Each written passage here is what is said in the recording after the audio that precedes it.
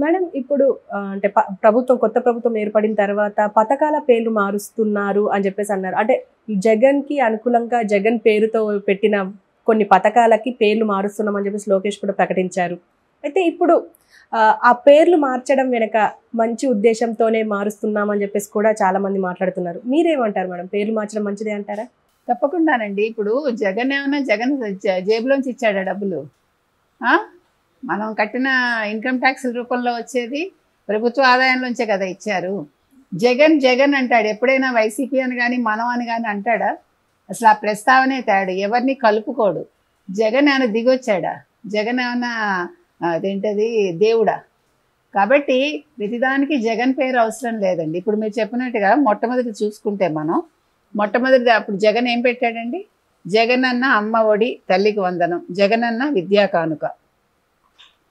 ఈ జగన్ అన్న ఇచ్చాడా?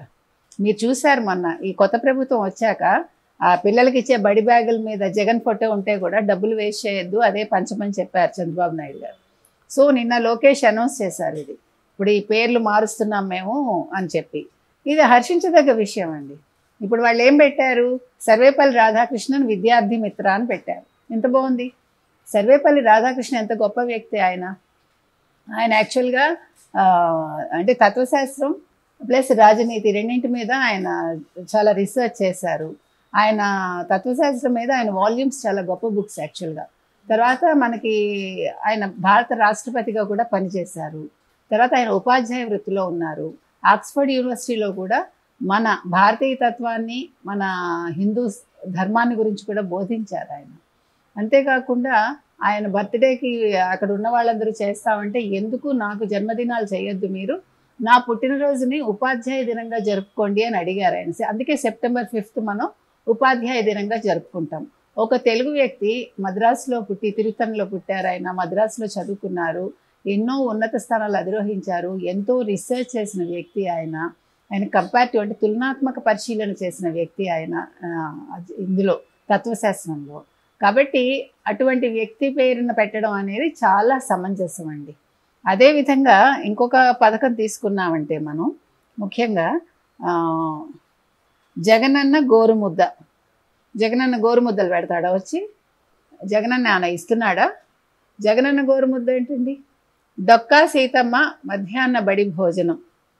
ఓకే, మన బడి నాడు నేడు, మన బడి మన భవిష్యత్తు, స్వేచ్ఛ బాలికా రక్ష, జగనన్న. అది తర్వాత వెళ్దాం. సో ఇవన్నీ కూడా ఎందుకు పెట్టారంటే డొక్కా సీతమ్మ గారి గొప్పతనం అందరికీ తెలుసు. యాక్చువల్గా డొక్కా సీతమ్మ గారి పేరు పెట్టాలని సూచించింది నాకు తెలిసి పవన్ కళ్యాణ్ గారు.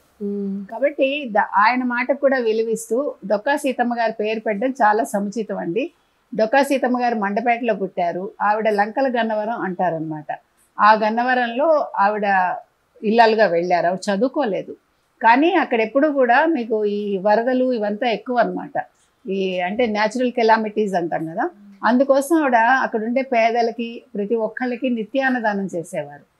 ఎంత అంటే మీరు నమ్మలేరు, ఒక స్టేజ్లో వాళ్ళ దగ్గర డబ్బులు అయిపోయాయి. ఆవిడ బంగారం అంతా పెట్టేశాక ఇంకా ఆవిడ భగవంతుడి మీద భారం వేసి వాళ్ళు పడుకున్నారు. పొద్దున్న వాళ్ళ పెరట్లో వాళ్ళకి లంకి బిందెలు దొరికితే ఆవిడ చివరి వరకు దాన్ని అంటే ఆ నిత్యాన్నదానం చేశారు. తర్వాత వాళ్ళ కుటుంబ సభ్యులు కొంతకాలం కొనసాగించారు, కానీ వాళ్ళకి ఆర్థిక స్తోమత లేక ఆపేశారు అప్పట్లో. కాబట్టి అది కింగ్ ఎడ్వర్డ్ 7కి తెలిసి లండన్లో ఆయన ఏదో వార్షికోత్సవ వేడుకలకి ఆవిడని ఢిల్లీ తీసుకురమ్మని అడిగారు. అడిగితే ఆవిడ, నేను రామ్ నాయన, ఇట్లాంటి వాటికి నేను సేవ చేసేది ఇలా గుర్తింపుల కోసం లేకపోతే సన్మానాల కోసం కాదని ఆవిడ వెళ్ళలేదు. వెళ్ళకపోతే ఆయన ప్రధాన కార్యదర్శి మెడ్రాస్ నుంచి అతను రానివ్వకుండా ఈవిడ ఫోటో పెట్టి, ఆవిడ కూర్చునే కుర్చీలో నా ఫోటో పెట్టి ఆయన చేశాడు ఆ వేడుకలు. అంటే ఆవిడకి అంత గౌరవం ఇచ్చారంటే మనం అనుకుంటాం అన్నం పెట్టడంలో ఏముంది అని. అన్నదానాన్ని మించిన దానం లేదండి, అన్నం పరబ్రహ్మ స్వరూపం అన్నారు. కాబట్టి ఈరోజు డొక్కా సీతమ్మ గారి పేరు పెట్టడం అనేది చాలా సముచితమైన నిర్ణయం. ఎందుకంటే ఇప్పటికీ ఆవిడ విగ్రహం అక్కడ పెట్టారు, అక్కడ ఆనకట్టుకి ఆవిడ పేరు పెట్టారు. ఆవిడని తెలియని వాళ్ళు లేరు. పాఠ్యపుస్తకాల్లో ఇదివరకు మేమందరం చదువుకున్నాం ఆవిడ గురించి, మాకు పాఠం ఉండేది ఆవిడ గురించి.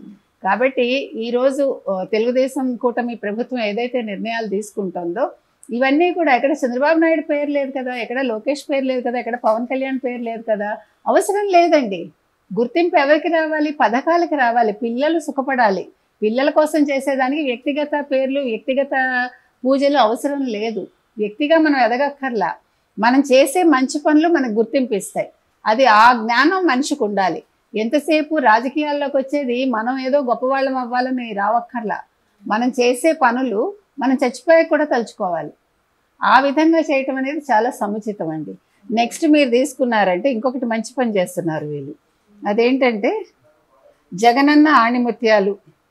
దానికి అబ్దుల్ కలాం ప్రతిభా పురస్కారంగా మార్చినట్లు చెప్పారు. ఎంత బాగుందండి. అబ్దుల్ కలాం ఎంత గొప్ప వ్యక్తి. ఆయన చనిపోయే నాటికి ఆయన దగ్గర ఏమున్నాయండి? 2 జతల బట్టలును పుస్తకాలు ఉన్నాయి ఆయనకి.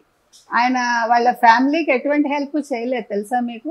ఆయన ఒక ఏమంటారు రాష్ట్రపతి స్థానంలో ఉండి వాళ్ళందరూ రామేశ్వరంలో ఉంటారు. మీరు ఇప్పుడు కూడా వెళ్ళి చూడొచ్చు. చాలా సింపుల్గా బతుకుతారు వాళ్ళు.